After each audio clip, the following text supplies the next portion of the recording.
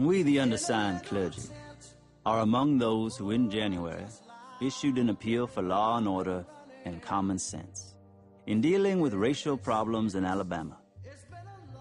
We expressed understanding that honest convictions in racial matters could properly be pursued in the courts, but urged that decisions of those courts should in the meantime be peacefully obeyed. Since that time, there have been some evidence of increased forbearance and a willingness to face facts. Responsible citizens have undertaken to work on various problems which cause racial friction and unrest. In Birmingham, recent public events have given indication that we all have opportunity for a new constructive and realistic approach to racial problems. However, we are now confronted by a series of demonstrations by some of our Negro citizens, directed and led in part by outsiders. We recognize the natural impatience of people who feel that their hopes are slow in being realized, but we are convinced that these demonstrations are unwise and untimely. We agree rather with certain local Negro leadership, which has called for honest and open negotiation of racial issues in our area. And we believe this kind of facing of issues can best be accomplished by citizens of our own metropolitan area, white and Negro, meeting with their knowledge and experience of the local situation. All of us need to face that responsibility and find proper channels for its accomplishment. Just as we formally pointed out that hatred and violence have no sanction in our religious and political traditions, we also point out that such actions as incite to hatred and violence, however technically peaceful those actions may be, have not contributed to the resolution of our local problems.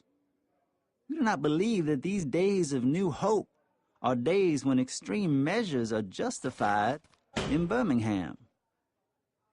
We commend the community as a whole, and the local news media and law enforcement officials in particular, on the calm manner in which these demonstrations have been handled. We urge the public to continue to show restraint should the demonstrations continue, and the law enforcement officials to remain calm and continue to protect our city from violence. We further strongly urge our own Negro community to withdraw support from these demonstrations and to unite locally in working peacefully for a better Birmingham. When rights are consistently denied, a cause should be pressed in the courts and in negotiations among local leaders, and not in the streets.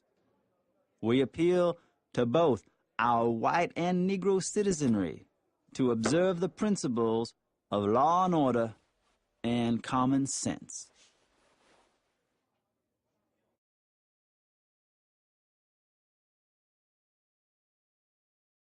My dear fellow clergymen, while confined here in the Birmingham City Jail, I came across your recent statement calling my present activities unwise and untimely.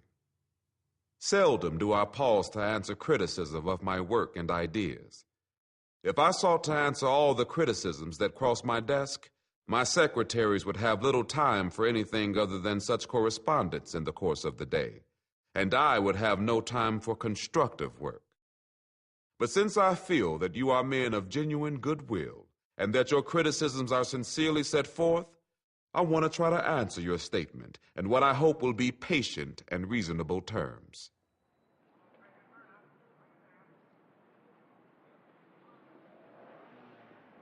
I think I should indicate why I am here in Birmingham, since you have been influenced by the view which argues against outsiders coming in.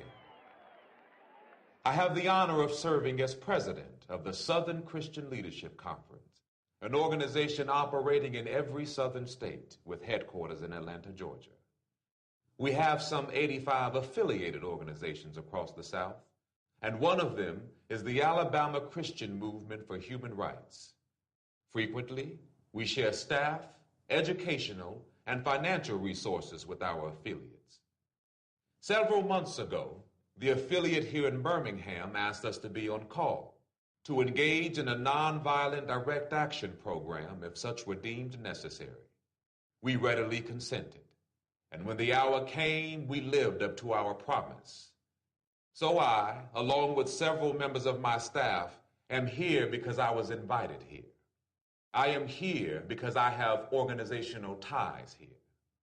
But more basically, I am in Birmingham because injustice is here.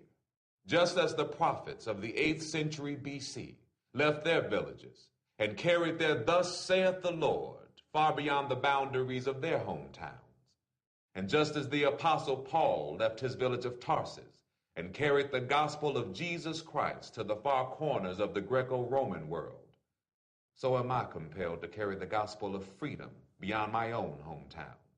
Like Paul, I must constantly respond to the Macedonian call for aid. Moreover, I am cognizant of the interrelatedness of all communities and states. I cannot sit idly by in Atlanta and not be concerned about what happens in Birmingham. Injustice anywhere is a threat to justice everywhere. We are caught in an inescapable network of mutuality, tied in a single garment of destiny. Whatever affects one directly affects all indirectly. Never again can we afford to live with the narrow, provincial, outside agitator idea. Anyone who lives inside the United States can never be considered an outsider anywhere within its bounds.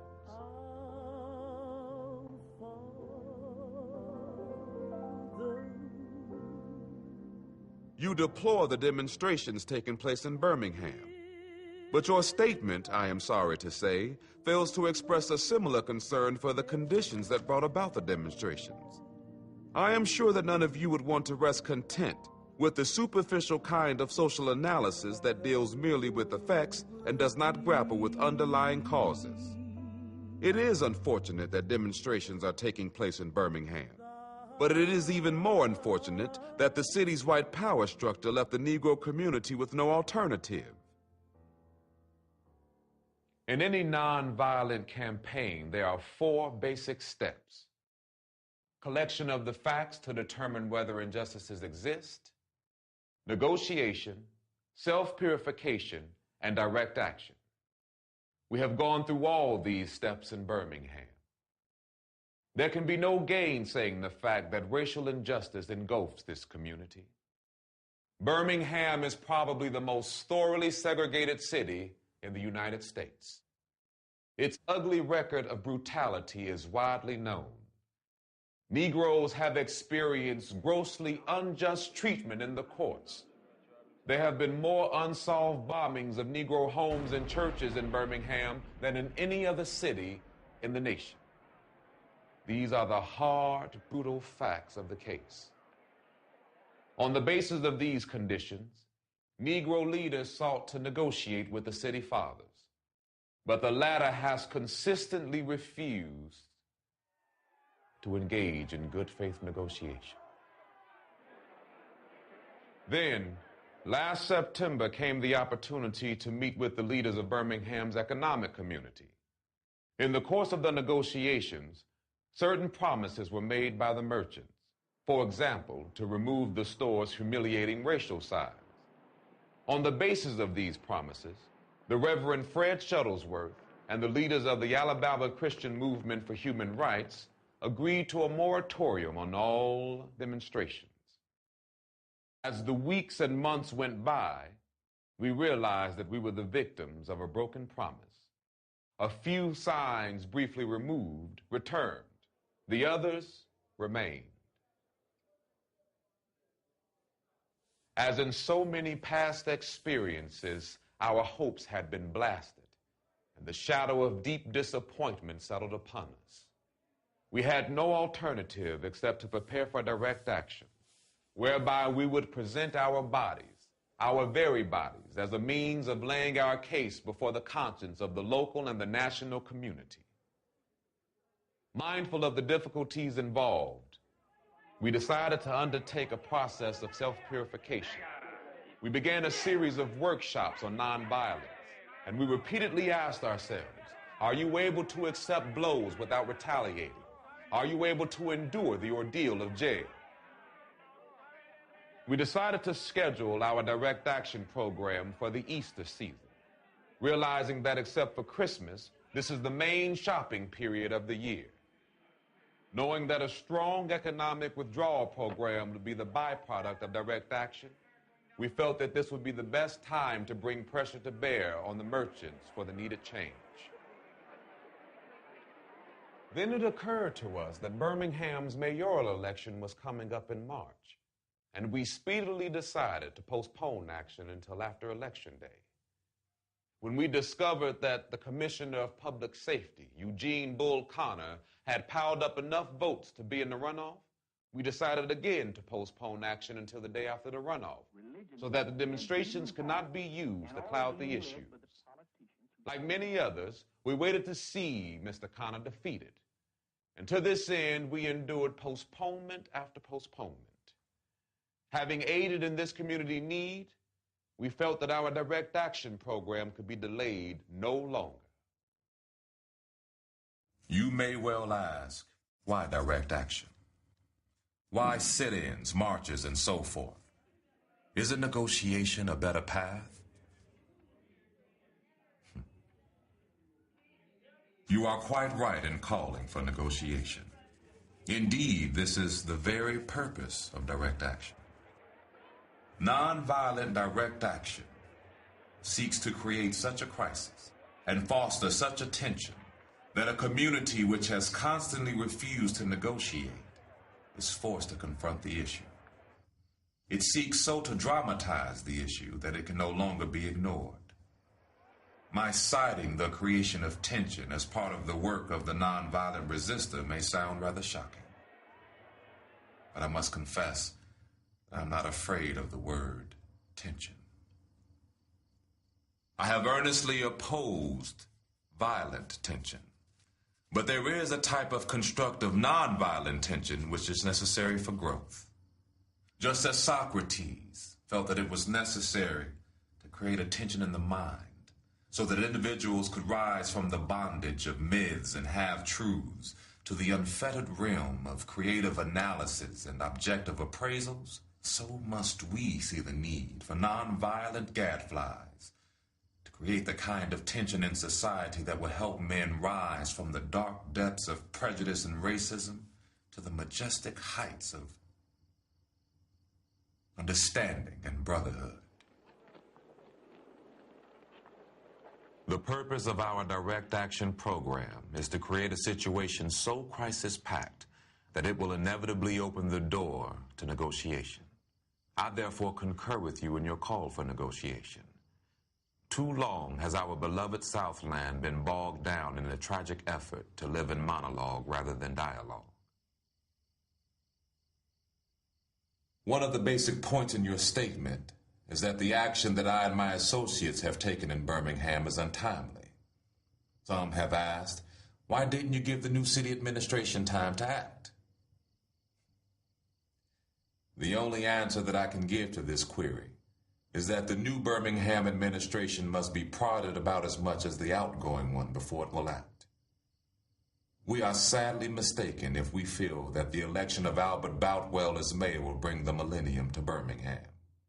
While Mr. Boutwell is a much more gentle person than Mr. Connor, they are both segregationists, dedicated to maintenance of the status quo. I have hope that Mr. Boutwell will be reasonable enough to see the futility of massive resistance to desegregation. But he will not see this without pressure from the devotees of civil rights. My friends, I must say to you that we have not made a single gain in civil rights without determined legal and nonviolent pressure. Lamentably, it is an historical fact that privileged groups seldom give up their privileges voluntarily. Individuals may see the moral light, and voluntarily give up their unjust posture. But as Reinhold Niebuhr has reminded us, groups tend to be more immoral than individuals. We know through painful experience that freedom is never voluntarily given by the oppressor. It must be demanded by the oppressed. Frankly, I have yet to engage in a direct action campaign which was well-timed, in the view of those who have not suffered unduly from the disease of segregation. For years now, I have heard the word wait. It rings in the ear of every Negro with piercing familiarity. This wait has almost always meant never. We must come to see, with one of our distinguished jurists, that justice too long delayed is justice denied. When you're down in trouble, you need some love and care.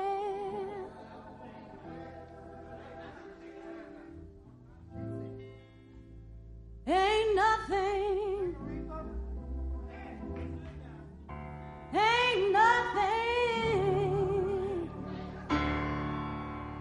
going right.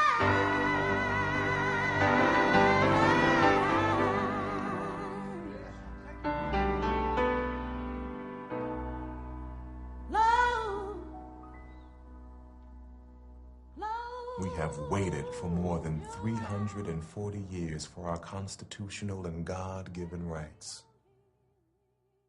The nations of Asia and Africa are moving with jet-like speed toward gaining political independence. But we still creep at horse and buggy pace toward gaining a cup of coffee at a lunch counter. Perhaps it is easy for those who have never felt the stinging darts of segregation to say, wait. But when you have seen vicious mobs lynch your mothers and fathers at will, and drown your sisters and brothers at whim, when you have seen hate-filled policemen curse, kick, and even kill your black brothers and sisters, when you see the vast majority of your 20 million Negro brothers smothering in an airtight cage of poverty in the midst of an affluent society, when you suddenly find your tongue twisted and your speech stammering as you seek to explain to your 6-year-old daughter why she can't go to the public amusement park that has just been advertised on the television, and see tears welling up in her eyes when she is told Funtown is closed to colored children, and see ominous clouds of inferiority beginning to form in her little mental sky, and see her beginning to distort her personality by developing an unconscious bitterness toward white people. When you have to concoct an answer for a 5-year-old son who is asking, Daddy, why do white people treat colored people so mean?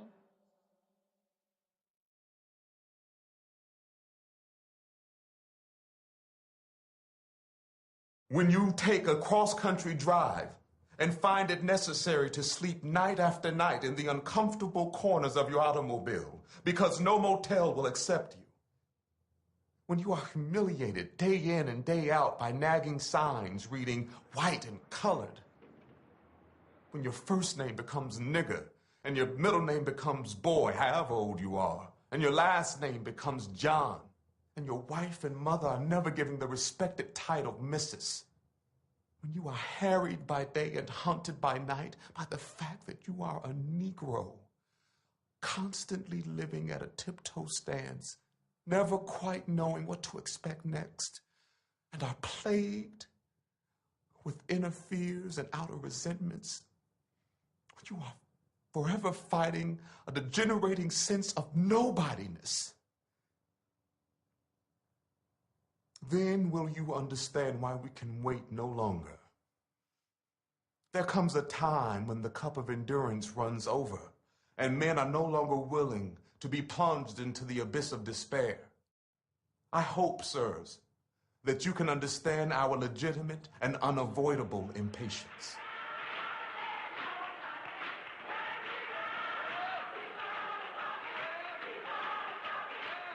You express a great deal of anxiety over our willingness to break laws. This is certainly a legitimate concern, since we so diligently urge people to obey the Supreme Court's decision of 1954, outlawing segregation in the public schools. At first glance, it may seem rather paradoxical for us consciously to break laws. One may well ask, how can you advocate breaking some laws and obeying others?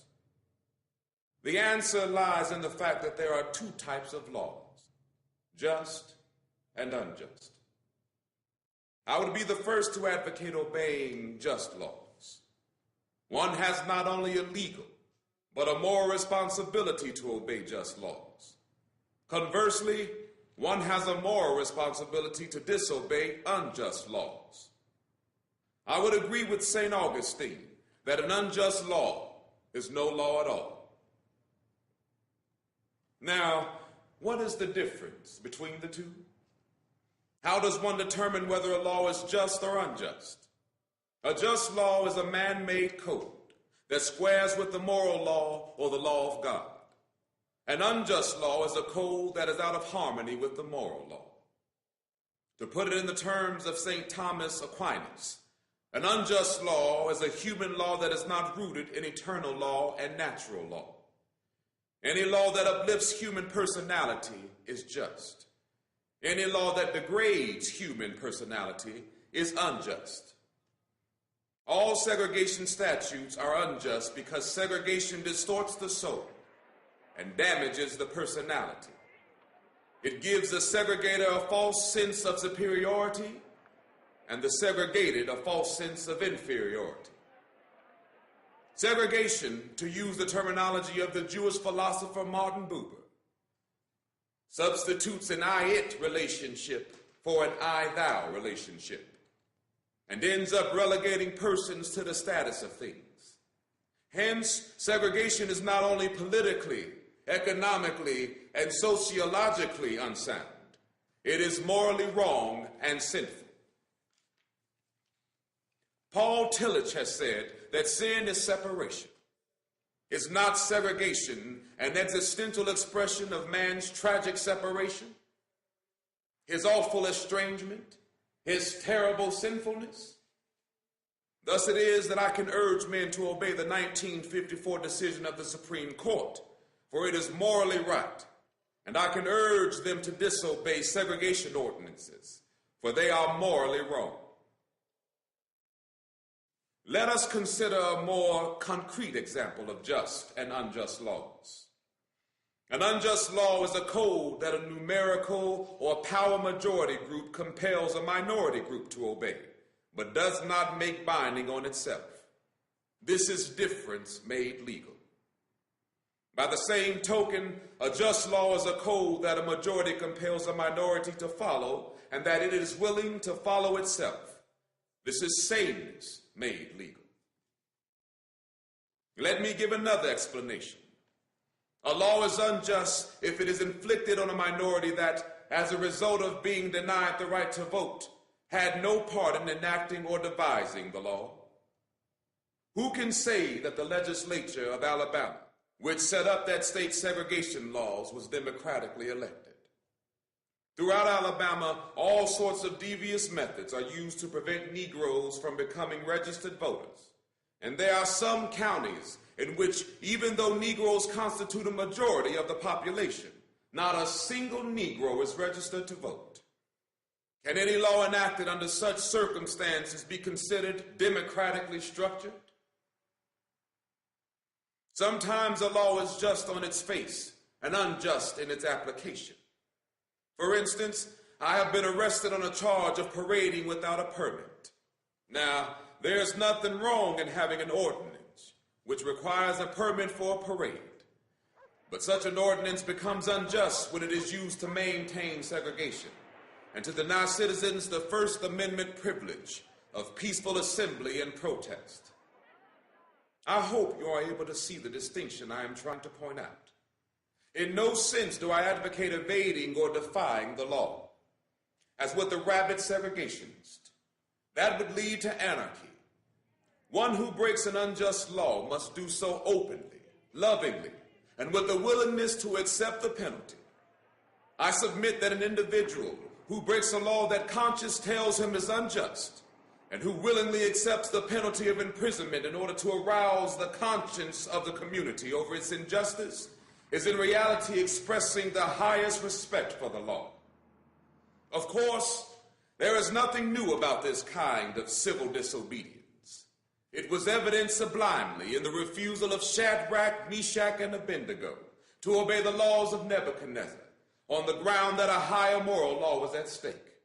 It was practiced superbly by the early Christians who were willing to face hungry lions and the excruciating pain of chopping blocks rather than submit to certain unjust laws of the Roman Empire.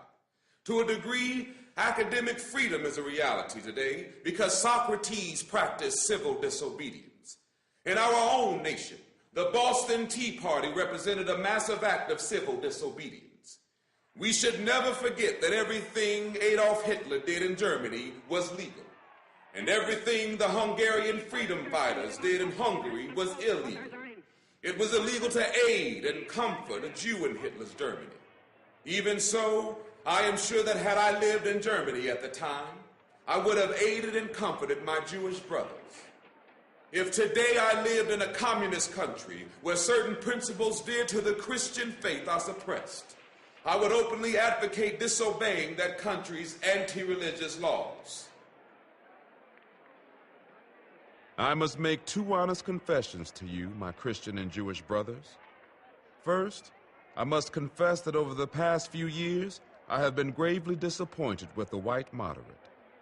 I have almost reached the regrettable conclusion that the Negro's great stumbling block in his stride toward freedom is not the white citizen's counselor or the Ku Klux Klanner, but the white moderate, who is more devoted to order than to justice, who prefers a negative peace, which is the absence of tension, to a positive peace, which is the presence of justice, who constantly says, I agree with you in the goal you seek, but I cannot agree with your methods of direct action, who paternalistically believes he can set the timetable for another man's freedom, who lives by a mythical concept of time and who constantly advises the Negro to wait for a more convenient season. Shallow understanding from people of goodwill is more frustrating than absolute misunderstanding from people of ill will. Lukewarm acceptance is much more bewildering than outright rejection. I had hoped that the white moderate would understand that law and order exists for the purpose of establishing justice, and that when they fail in this purpose, they become the dangerously structured dams that block the flow of social progress.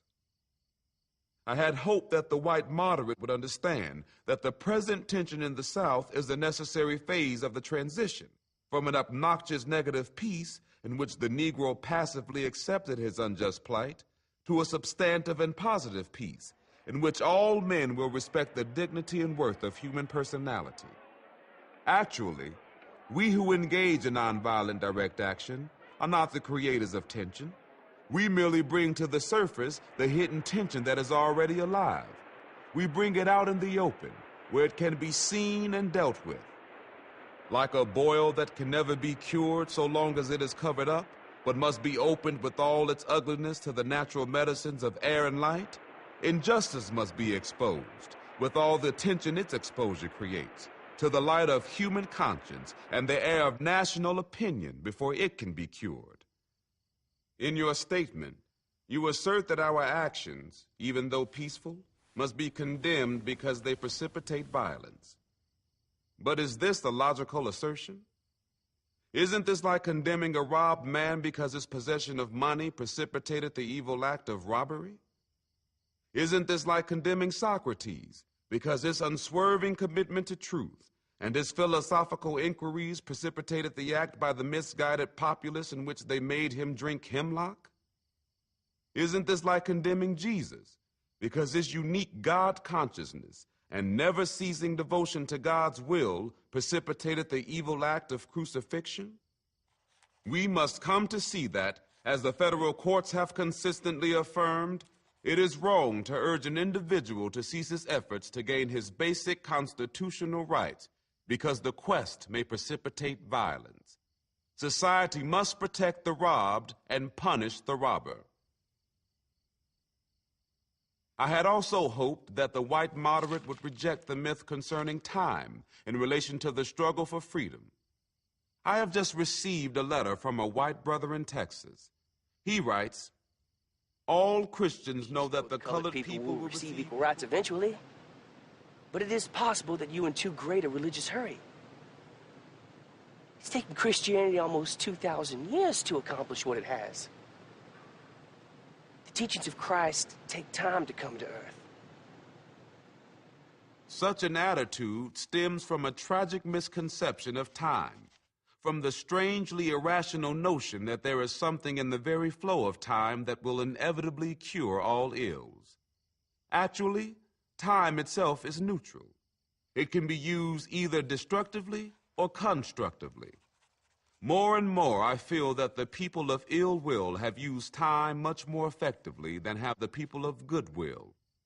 We will have to repent in this generation, not merely for the hateful words and actions of the bad people, but for the appalling silence of the good people. Human progress never rolls in on wheels of inevitability. It comes through the tireless efforts of men willing to be co-workers with God. And without this hard work, time itself becomes an ally of the forces of social stagnation. We must use time creatively, in the knowledge that the time is always ripe to do right. Now is the time to make real the promise of democracy and transform our pending national elegy into a creative psalm of brotherhood. Now is the time to lift our national policy from the quicksand of racial injustice to the solid rock of human dignity. You speak of our activity in Birmingham as extreme.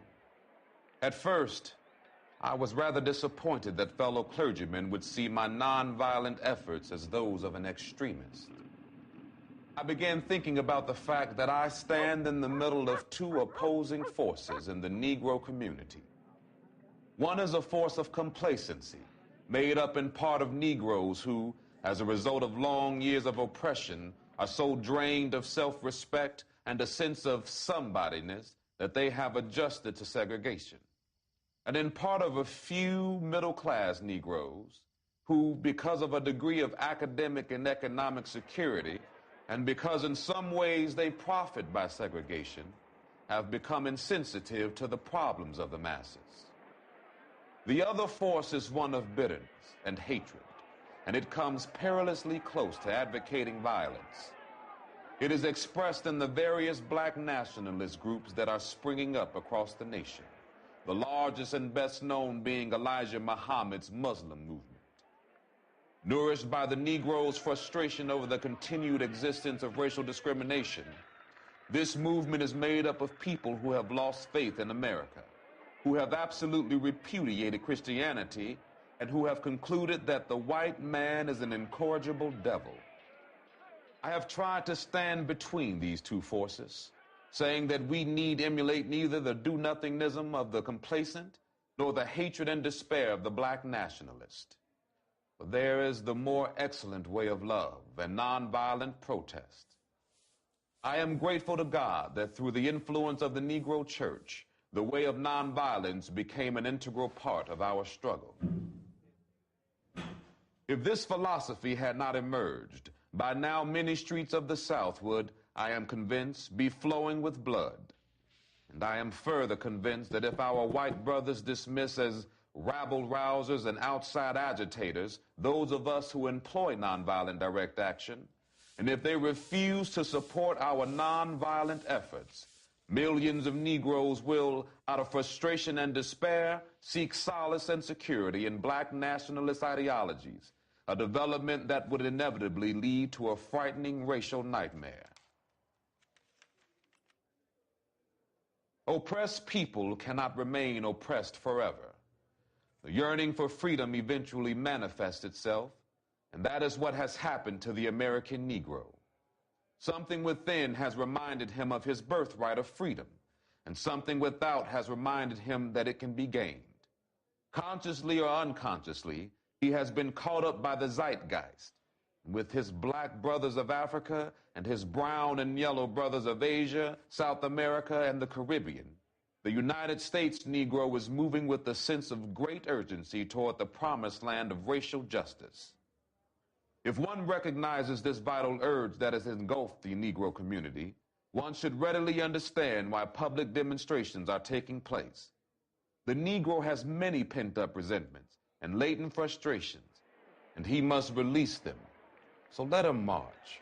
Let him make prayer pilgrimages to the city hall. Let him go on freedom rides and try to understand why he must do so. If his repressed emotions are not released in nonviolent ways, they will seek expression through violence. This is not a threat, but a fact of history. Though I have not said to my people, get rid of your discontent, rather, I have tried to say that this normal and healthy discontent can be channeled into the creative outlet of nonviolent direct action. Now this approach is being termed extremist. But though I was initially disappointed at being categorized as an extremist, as I continued to think about the matter, I gradually gained a measure of satisfaction from the label. Was not Jesus an extremist for love? Love your enemies, bless them that curse you, do good to them that hate you, and pray for them which despitefully use you and persecute you. Was not Amos an extremist for justice? Let justice roll down like waters and righteousness like an ever-flowing stream. Was not Paul an extremist for the Christian gospel? I bear in my body the marks of the Lord Jesus. Was not Martin Luther an extremist? Here I stand. I cannot do otherwise, so help me God. And John Bunyan, I will stay in jail to the end of my days before I make a butchery of my conscience. And Abraham Lincoln, this nation cannot survive half slave and half free. And Thomas Jefferson, we hold these truths to be self-evident that all men are created equal. So the question is not whether we will be extremists, but what kind of extremist will we be? Will we be extremists for hate or for love? Will we be extremists for the preservation of injustice or for the extension of justice? In that dramatic scene on Calvary's Hill, 3 men were crucified. We must never forget that all 3 were crucified for the same crime, the crime of extremism. 2 were extremists for immorality and thus fell below their environment. The other, Jesus Christ, was an extremist for love, truth, and goodness, and thereby rose above his environment. Perhaps the South, the nation, and the world are in dire need of creative extremists. Glory, glory, glory, glory. Yes, yes.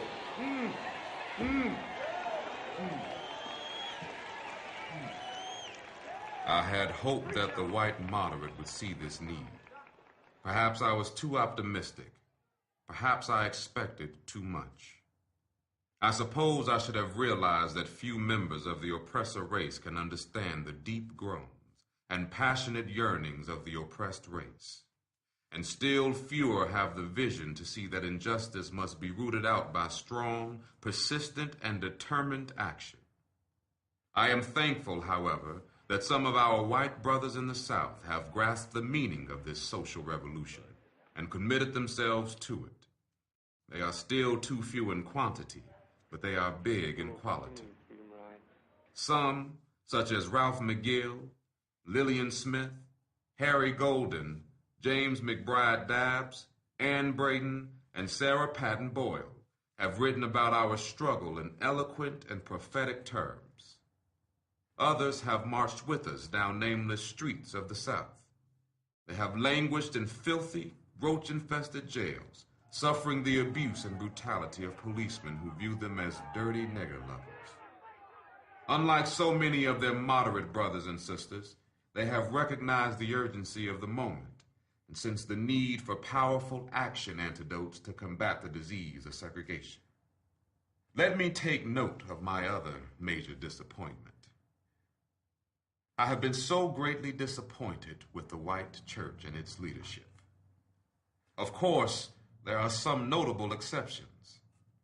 I am not unmindful of the fact that each of you has taken some significant stands on this issue. I commend you, Reverend Stallings, for your Christian stand on this past Sunday in welcoming Negroes to your worship service on a non-segregated basis.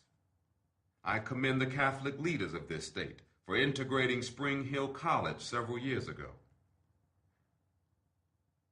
But despite these notable exceptions, I must honestly reiterate that I have been disappointed with the church.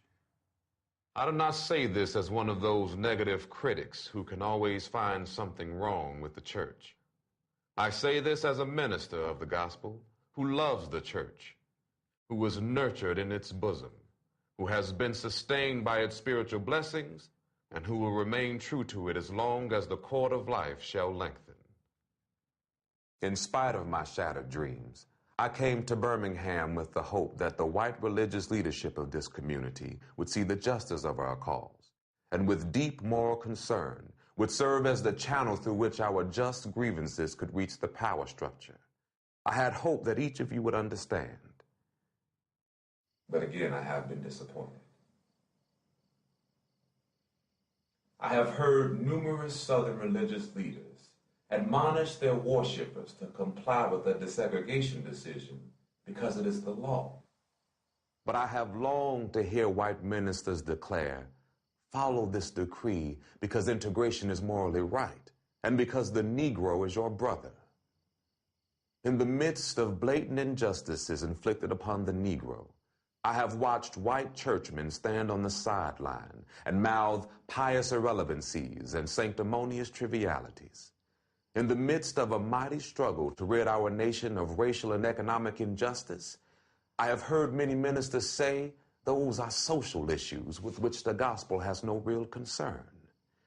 And I have watched many churches commit themselves to a completely otherworldly religion, which makes a strange, unbiblical distinction between body and soul, between the sacred and the secular. I have traveled the length and breadth of Alabama, Mississippi, and all the other southern states. On sweltering summer days and crisp autumn mornings, I have looked at the South's beautiful churches with their lofty spires pointing heavenward. I have beheld the impressive outlines of her massive religious education buildings. Over and over again, I have found myself asking, what kind of people worship here? Who is their God? Where were their voices when the lips of Governor Barnett dripped with words of interposition and nullification? Where were they when Governor Wallace gave a clarion call for defiance and hatred? Where were their voices of support when bruised and weary Negro men and women decided to rise from the dark dungeon of complacency to the bright hills of creative protest? These questions are still in my mind. In deep disappointment, I have wept over the laxity of the church. Be assured that my tears have been tears of love. There can be no deep disappointment where there is not deep love. Yes, I love the church. How could I do otherwise? I am in the rather unique position of being the son, the grandson, and the great-grandson of preachers. Yes, I see the church as the body of Christ. But oh, how we have blemished and scarred that body through social neglect and through fear of being nonconformists. There was a time when the church was very powerful. In the time when the early Christians rejoiced at being deemed worthy to suffer for what they believed. In those days, the church was not merely a thermometer that recorded the ideas and principles of popular opinion. It was a thermostat that transformed the mores of society. Whenever the early Christians entered a town, the people in power became disturbed and immediately sought to convict the Christians for being disturbers of the peace and outside agitators. But the Christians pressed on in the conviction that they were a colony of heaven, called to obey God rather than man. Small in number, they were big in commitment. They were too God intoxicated to be astronomically intimidated. By their effort and example, they brought an end to such ancient evils as infanticide and gladiatorial contests. Things are different now. So often, the contemporary church is a weak, ineffectual voice with an uncertain sound. So often, it is an arch defender of the status quo. Far from being disturbed by the presence of the church, the power structure of the average community is consoled by the church's silent and often even vocal sanction of things as they are. But the judgment of God is upon the church as never before. If today's church does not recapture the sacrificial spirit of the early church, it will lose its authenticity, forfeit the loyalty of millions, and be dismissed as an irrelevant social club with no meaning for the 20th century. Every day I meet young people whose disappointment with the church has turned into outright disgust. Perhaps I have once again been too optimistic.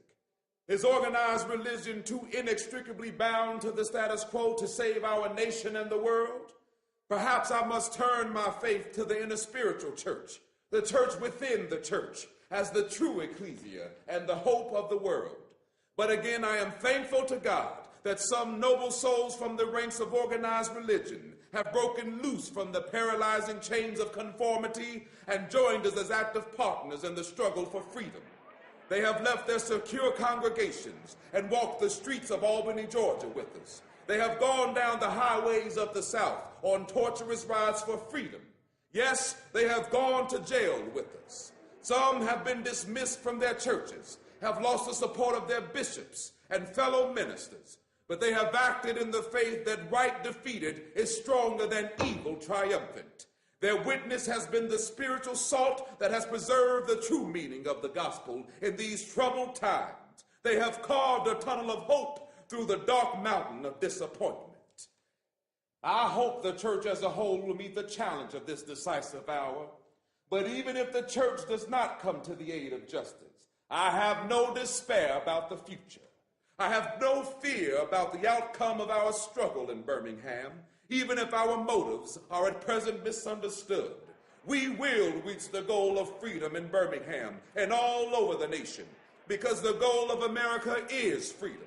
Abused and scorned though we may be, our destiny is tied up with America's destiny. Before the Pilgrims landed at Plymouth, we were here. Before the pen of Jefferson etched the majestic words of the Declaration of Independence across the pages of history, we were here. For more than 2 centuries, our forebears labored in this country without wages. They made cotton king. They built the homes of their masters while suffering gross injustice and shameful humiliation. And yet, out of a bottomless vitality, they continue to thrive and develop. If the inexpressible cruelties of slavery could not stop us, the opposition we now face will surely fail. We will win our freedom, because the sacred heritage of our nation and the eternal will of God are embodied in our echoing demands. Before closing, I feel impelled to mention one other point in your statement that has troubled me profoundly. You warmly commended the Birmingham police force for keeping order and preventing violence. I doubt that you would have so warmly commended the police force if you had seen its dogs sinking their teeth into unarmed, non-violent Negroes. I doubt that you would so quickly commend the policemen if you were to observe their ugly and inhumane treatment of Negroes here in the city jail. If you were to watch them push and curse old Negro women and young Negro girls. If you were to see them slap and kick old Negro men and young boys. If you were to observe them, as they did on 2 occasions, refuse to give us food because we wanted to sing our grace together. I cannot join you in your praise of the Birmingham Police Department. It is true that the police have exercised a degree of discipline in handling the demonstrators. In this sense, they have conducted themselves rather non-violently in public. But for what purpose? To preserve the evil system of segregation. Over the past few years, I have consistently preached that nonviolence demands that the means we use must be as pure as the ends we seek. I have tried to make clear that it is wrong to use immoral means to attain moral ends. But now I must affirm that it is just as wrong, or perhaps even more so, to use moral means to preserve immoral ends. Perhaps Mr. Connor and his policemen have been rather nonviolent in public, as was Chief Pritchett in Albany, Georgia. But they have used the moral means of nonviolence to maintain the immoral end of racial injustice. As T.S. Eliot has said, the last temptation is the greatest treason, to do the right deed for the wrong reason. I wish you had commended the Negro sit-inners and demonstrators of Birmingham for their sublime courage, their willingness to suffer, and their amazing discipline in the midst of great provocation. One day, the South will recognize its real heroes. They will be the James Merediths, with the noble sense of purpose that enables them to face jeering and hostile mobs, and with the agonizing loneliness that characterizes the life of the pioneer. There will be old, oppressed, battered Negro women, symbolized by a 72-year-old woman in Montgomery, Alabama, who rose up with a sense of dignity and with her people decided not to ride segregated buses, and who responded with ungrammatical profundity to one who inquired about her weariness. My feet is tired, but my soul is at rest. There will be young high school and college students, young ministers of the gospel, and a host of their elders, courageously and nonviolently sitting in at lunch counters and willingly going to jail for conscience sake. One day the South will know that when these disinherited children of God sat down at lunch counters, they were in reality standing up for what is best in the American dream and for the most sacred values in our Judeo-Christian heritage, thereby bringing our nation back to the great wells of democracy, which were dug deep by the Founding Fathers in their formulation of the Constitution and the Declaration of Independence. Never before have I written so long a letter. I'm afraid it is much too long to take your precious time. I can assure you that it would have been much shorter if I had been writing from a comfortable desk. But what else can one do when he is alone in a narrow jail cell, other than write long letters, think long thoughts, and pray long prayers? If I have said anything in this letter that overstates the truth and indicates an unreasonable impatience, I beg you to forgive me. If I have said anything that understates the truth and indicates my having a patience that allows me to settle for anything less than brotherhood, I beg God to forgive me. I hope this letter finds you strong in the faith. I also hope that circumstances will soon make it possible for me to meet each of you, not as an integrationist or a civil rights leader, but as a fellow clergyman and a Christian brother. Let us all hope that the dark clouds of racial prejudice will soon pass away, and the deep fog of misunderstanding will be lifted from our fear-drenched communities, and in some not too distant tomorrow, the radiant stars of love and brotherhood will shine over our great nation with all their scintillating beauty. Yours for the cause of peace and brotherhood, Martin Luther King Jr.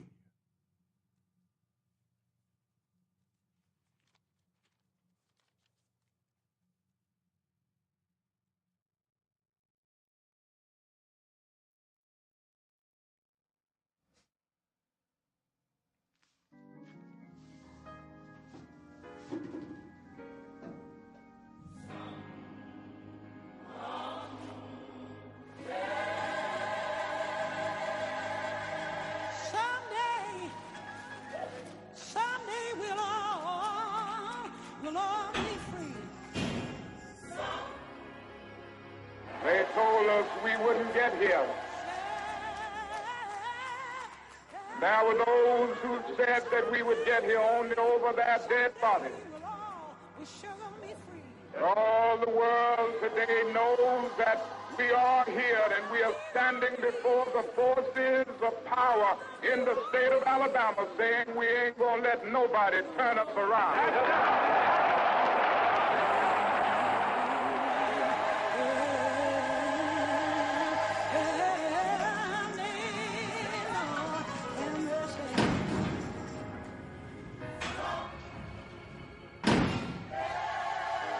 however difficult the moment, however frustrating the hour, it will not be long because truth crushed earth will rise again. Yes, sir. How long? Not long.